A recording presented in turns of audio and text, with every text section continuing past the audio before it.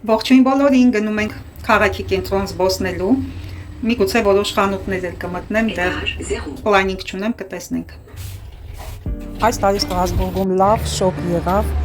եւ անսպասելի էր այսպիսի շոկերը։ Այժմ էլ քաղաքը կիսադատարկ վիճակում է, բոլորը մեկնել են հանգստանալու օգոստոս ամսին, քաղաքը դատարկվում է գրեթե, բայց մի կողմից էլ տուրիստներ են գալիս, տուրիստներով են լեփլեցում քաղաքի փողոցները, խանութները, դե ինչ դեղջերը ավարտվեցին, խանութները դատարկվեցին, միլիոնների առևտուր տեղի ունեցավ, բոլոր այն ապրանքները, ինչ ներկայացրել էին խանութները այս դեղջերին, գրեթե բոլորը սպառվել են եւ մի քանի հատուկենտ բաներ են մնացել։ Ճիշտն ասած, մեկ կիսաշրջազգեստ էի շատ հավանել, որը ի դեպ մոռացել եմ գտնել,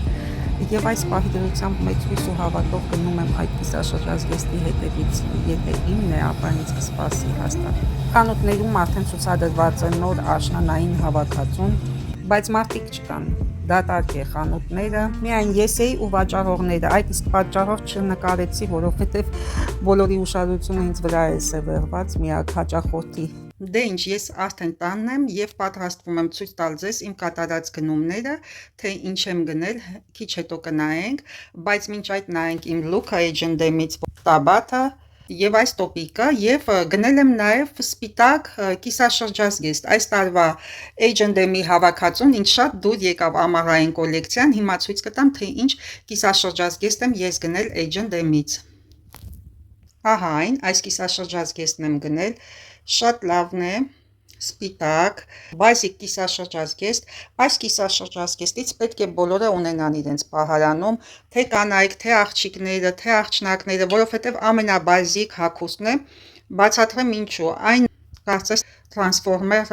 հագուստ լինի, այսինքն կարող է ծառայել առօրյա հագուստ, խանութ դուրս գալիս, գնումներ կատարելիս, հյուր գնալիս, casual հագուստ, կարող է դառնալ տոնական հագուստ, օրինակ որևիցե պիջակի հետ կամ տոպիկի հետ համապատասխան այն վերածվում տոնական հագուստի եւ ունի վոլյում, ինչպես տեսնում եք։ Միևնույն ժամանակ այս կիսաշրջազգեստը ջինսե եւ կաշվե բաճկոնների հետ կարող է դառնալ սպորտային, casual ավանգարդ ոճի լուք կարող ենք ստանալ, մի խոսքով մեր տրամադրության տակ ունենալով այսպիսի կիսաշրջազգեստ կարող ենք շարունակաբար կերպարանափոխվել։ Այսքան խոսելու փոխարեն ես մի քանի լուքեր ցույց կտամ, որը կհաստատի իմ ասածը։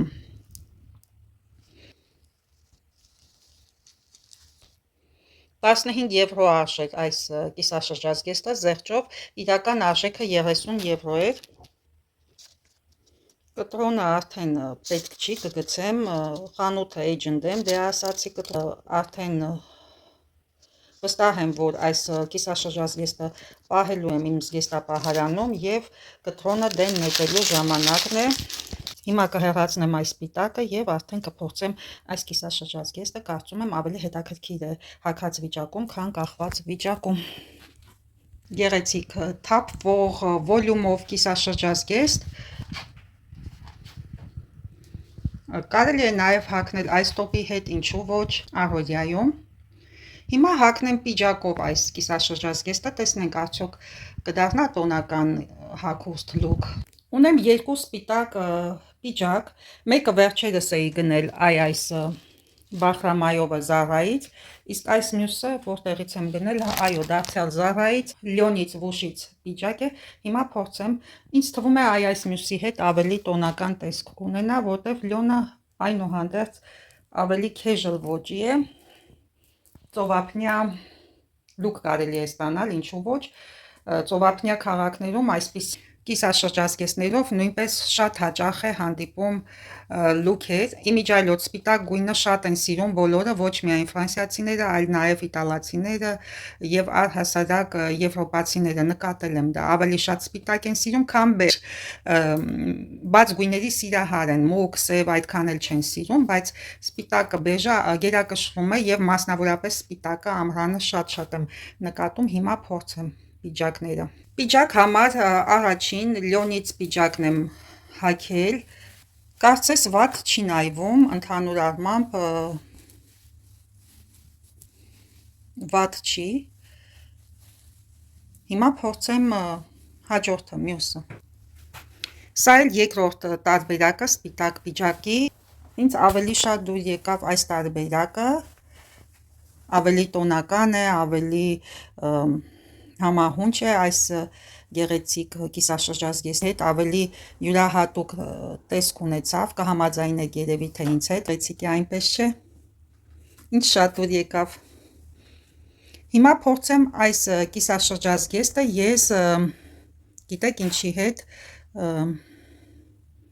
կաշվե բաճկոնի հետ։ Օ, ինչ գեղեցիկ է իսկապես, սպիտակ կեդերի հետ, սա այն է, ինչ հարկավոր է, ինչ շատ դուր եկավ այս տարբերակը, իմիջիայլոց կարելի է կոճկածել հիմա ձեզ ցույց տալ։ Կոճկած տարբերակը նույնպես շատ գեղեցիկ է նայվում, երիտասարդական, համարձակ, ահա այդպես։ Սպիտակ կեդերով շատ ավելի տեսքը ուրիշ է, քան այնինչ հիմա ես կրում եմ,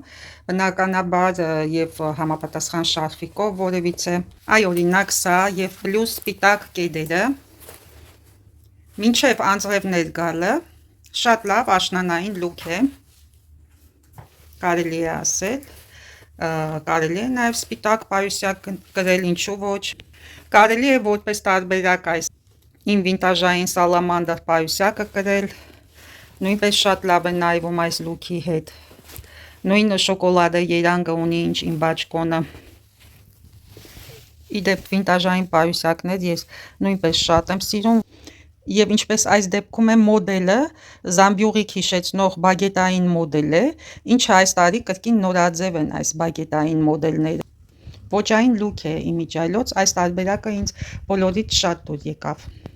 Ու եթե հիշում եք, այս պիջակը նույնպես գնել եմ այս ամռանը Զեղչերին H&M խանութից, մեծ մասը գնումները կատարեցի H&M խանութից եւ մի քանի բան էլ Zara-ից, եթե չեմ սխալվում, ու աքսեսուարները Stradivarius-ից, այդ 3 խանութներից եմ այս Զեղչերին օգտվել ու բավականին հաջող գնումներ եմ կատարել, այսինքն համադրվում է մեկը մյուսի հետ, ինչպես նաեւ ինչ որ գնել եմ արդեն ինտեգրվում է իմ պահարանի մյուս հագուստների հետ։ Ահա մյուս պիջակը, որը նույնպես գնել եմ Zara-ից, նույնպես լավ է նայվում այս սպիտակ կիսաշրջազգեստի հետ։ Սա բազային մի կիսաշրջազգեստ է, որ սազում է գրեթե ամեն ինչի հետ։ Հիմա նայենք հաջորդ լուքը։ Օ, սա նույնպես հետաքրքիր տարբերակ է։ Կանաչ լյոնից պիջակը H&M-ից եւ պայուսակն էլ է իդեպ H&M-ից, բայց հիմա չեմ գնել, սա անցյալ տարի եմ գնել, եթե չեմ սխալվում, այս պիջակի հետ եւ իհարկե կոշիկները, բալետկաները, որը գնել եմ Pull&Bear այդ խանութից։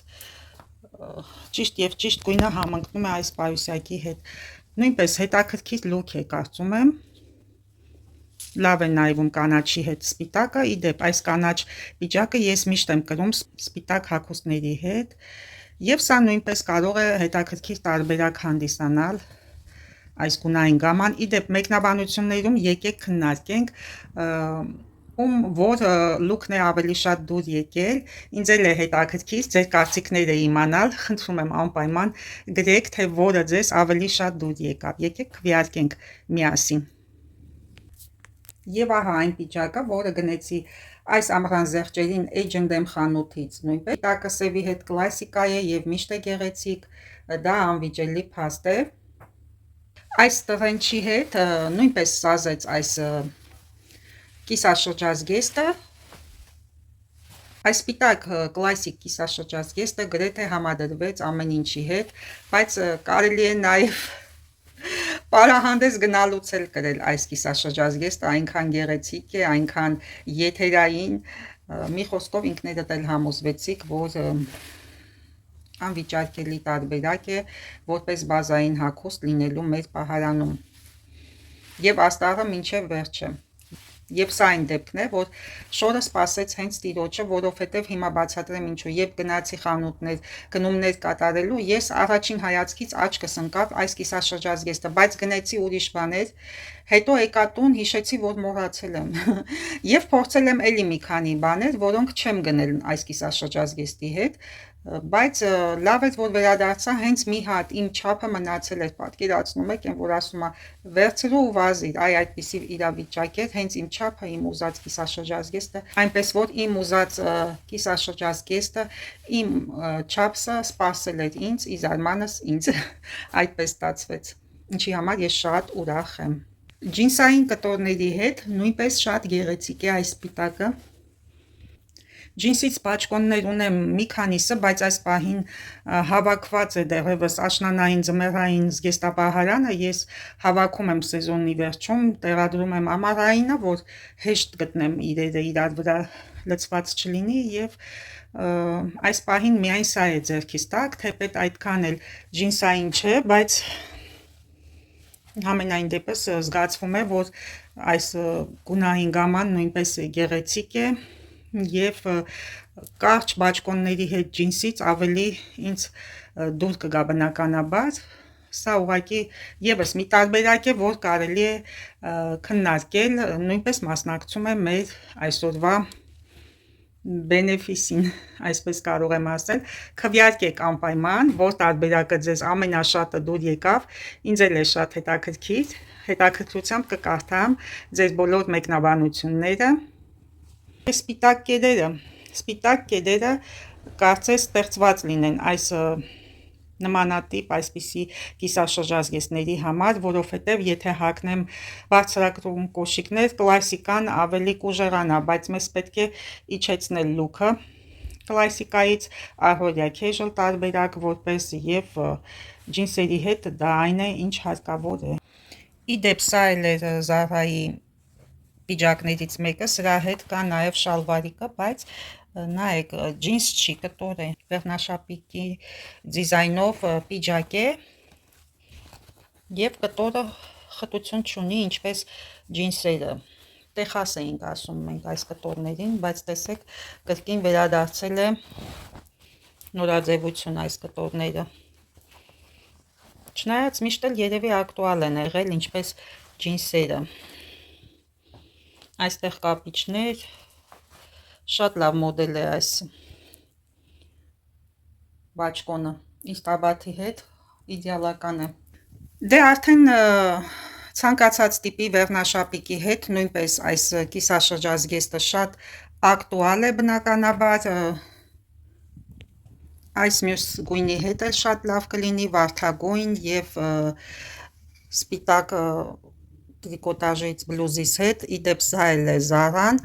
այս վերնաշապիկներս ու այս սպիտակ մայեջկան և այստեղ այս մարգարիտե հուլունքները կպած են այս բլուզին, ես չեմ տեղադրել, սա նույնպես կարծում եմ շատ լավ casual look կարող է հանդիսանալ այս կիսաշրջազգեստի հետ և կեդերի Մի խոսքով բազմաթիվ կերպերով կարող եմ համադրել այս կիսաշրջազգեստը, հնարավոր չի ձանձրանալ այս կիսաշրջազգեստից, անընդհատ այն նայվում է նորովի, ուրիշ լուք է դառնում, թեպետ ընդամենը մեկ կիսաշրջազգեստ է։ Այսպիսի պոստելային գույներով էլ է սպիտակը շատ գեղեցիկ նայվում։ Ինչպես նաև վառ գույներով ես փորձեցի, չէ, բազմաթիվ գույներով այն շատ լավ է նայվում։ Այս վառ գույնի դեղինի հետ էլ կարող եք լավ նայվել, տեսեք, տարբեր երանգների դեղիններ են, բայց երկու դեպքում էլ լավ է նայվում։ Իհարկե պոստելային երանգները ինձ ավելի են դուր գալիս, մեղմ երանգները ինձ ավելի հոգեհարազատ են, ինչպես նաև այս դեպքում սա էլ է շատ մեղմ տեսք է հաղորդում։ Այսպես էլ կարելի է կրել այս ամառային պիջակով, Tiffany գույնի բազմաթիվ տարբերակներ։ Մի խոսքով սա այն կիսաշրջազգեստն է, որ ինտեգրվում է պահարանի բոլոր հագուստների հետ, այդպես կարող եմ ասել։ Դե քվեարկեք, տեսնեմ, որ տարբերակը ավելի շատ ձեզ դուր եկավ։ Տուն գալու ճանապարհին մտա Yves Rocher խանութ, գնեցի այս վիտամին C-ով քսուկը, որը շատ ակտուալ է ամռան ամիսներին, հակապիգմենտացիոն քսուկ է եւ այս համարի եղունգների լաքը իդեպ փոխվել է ֆուտլյարը այս եղունգների լաքի նախկինում կլորավուն էր չէ շիշը սրվակը հիմա այսպիսին է եւ համարը վարդագույն։ Ահա համարը 21 համարը ռոզ կամելիա։ Իմիջայլո պիգմենտը խիտ է, որովհետեւ նմանատիպ լաքերը բաց գույնի խիտ չեն նստում, եղունգը թափանցում է, բայց խանութում տեստ արեցի եւ նկատեցի, որ ունի խտություն այս լաքը։ Եվ նվեր եմ ստացել այս փոքրիկ շամպունը ու այս ինչ որ սրբիչ է մազերի համար, հիմա ցույց կտամ։ Ահա այստեղ նկարված է մազերի համար նախատեսված սրբիչը, չնայած պարզ է, բայց դե նկարում են իրենք, թե ինչպես պետք է կիրառել։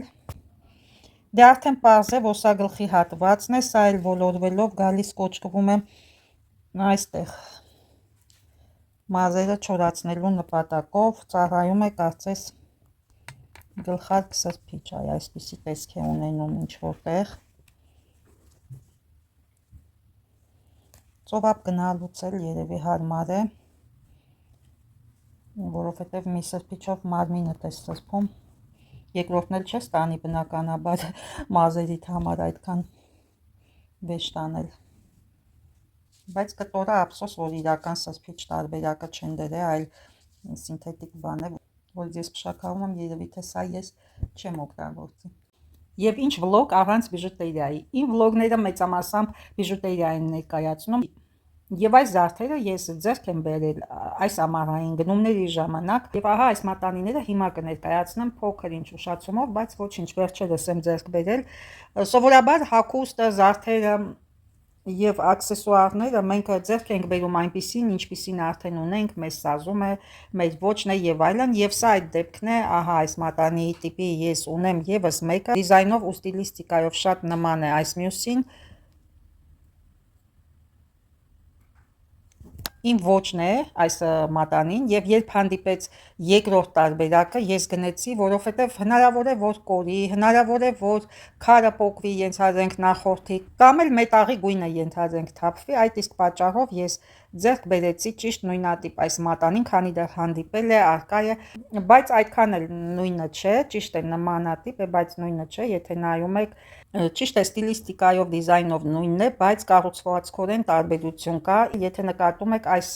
մի մատանի քարերը սոսնձված չեն, իսկ այս մյուսինը սոսնձված է, ինչը որ լավ չէ, որովհետև սոսնձվածների հավանականությունը մեծ է, որ հարվածից կպոկվի, կընկնի, իսկ այս մյուսը լավ է, որ ունի իր չանկերը։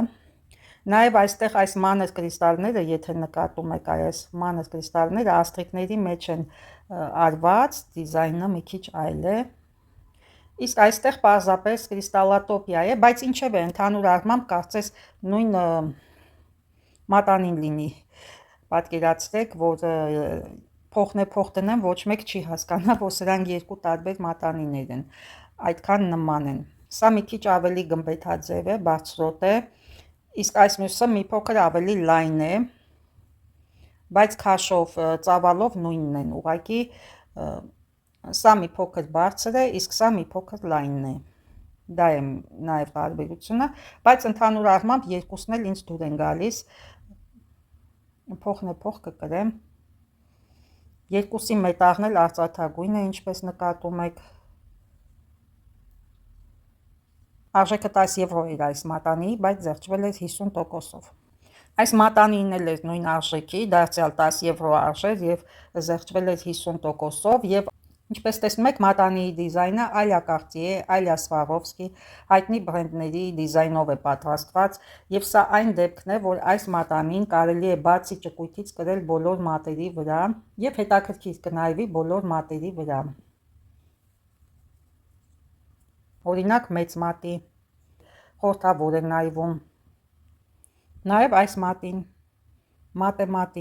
այս մատին էլ է գեղեցիկ նայվում։ Հաջորդաբար ձեռքի մատերից յուրաքանչյուրի վրա էլ հետաքրքիր կնայվի, ինչպես նաև ցուցամատին։ Եվ տարբերակներ կարելի է ընտրել այլ մատանիների եւ այլ զարդերի հետ համադրելու այս մատանին, թեպետ կանաչ քարեր ունի, բայց դա չի խանգարում, կարելի է համադրել ոսկեգույն մետաղով, թևնոցների եւ վզնոցների ու ականջողերի հետ։ Քարատոպիա է էկրանին այս պահին, երկնքի բոլոր աստղերը իմ մատերի վրա են, կարծես թե այս պահին, մի խոսքով կրիստալատոպիա է այստեղ տիրում։ Դե ինչ, ցտեսություն, կհանդիպենք շատ շուտով հաջորդ վլոգներում։